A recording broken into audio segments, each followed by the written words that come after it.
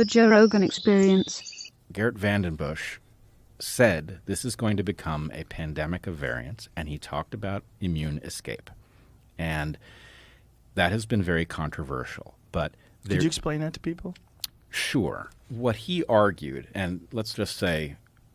Could you explain who he is, too? Sure. He is a immunobiologist. His training is veterinary. He has training in the relevant area of vaccination technology. He was a guest on Dark Horse. People can look up my discussion with him. It is many people regard it as a very good way to understand what he's saying, because often he speaks about matters that are quite technical. And anyway, I did my best in that podcast to make it non-technical so that people could understand it. In any case, what he argued was that the fact of these vaccines being very narrowly targeted, right? These vaccines contain a single subunit of a single protein, and they are being deployed in a way that is unusual. They're being deployed into an active pandemic, right? When we immunize against something like measles, the expectation is you will develop your full immunity with almost no chance of encountering measles, right? In this case, what we have are vaccines that are leaky, in which they do not provide full sterilizing immunity. They are narrow, and we are effectively creating an intense evolutionary pressure to cause the spike protein, of which this one subunit is what is contained, what the information for it is contained in the vaccines.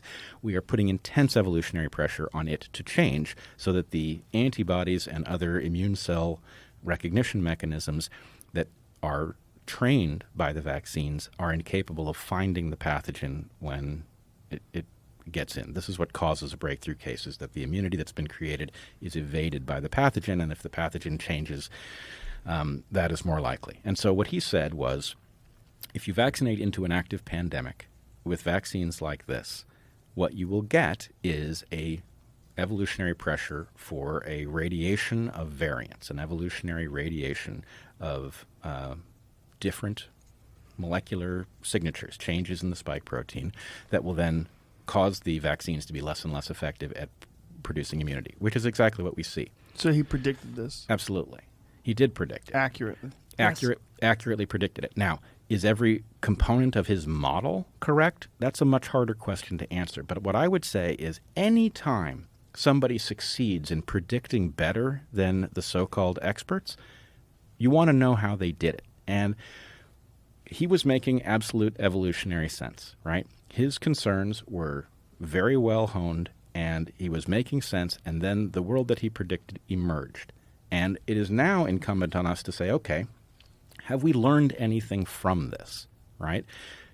Do the vaccines need to be modified such that they don't produce this effect? There are conceivable ways you could do that, right? But if we don't do it, if we just say, well, more of the same, have a booster of the same thing, it's not going to solve the problem. So in effect, what I would say is these vaccines are a spectacular achievement, but they are a prototype, right? They have achieved something that had never been done before. Technologically, that's remarkable, but they were not ready for prime time, and they have failed to produce lasting immunity. They have produced very narrow immunity. It does not compare to the natural immunity that people get from having had and beaten the disease.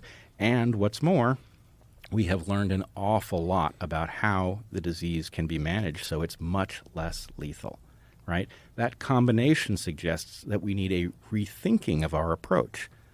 And, it is impossible to prove, but based on what people who have successfully treated the disease and have successfully predicted events like the proliferation of variants are telling us, it does seem that we now have the tools at our disposal to manage this crisis and do away with it, which I don't know why we don't do that, but it is at least worth noting that were we to successfully manage it, it would interrupt a huge flow of revenue into this brand new pharma market.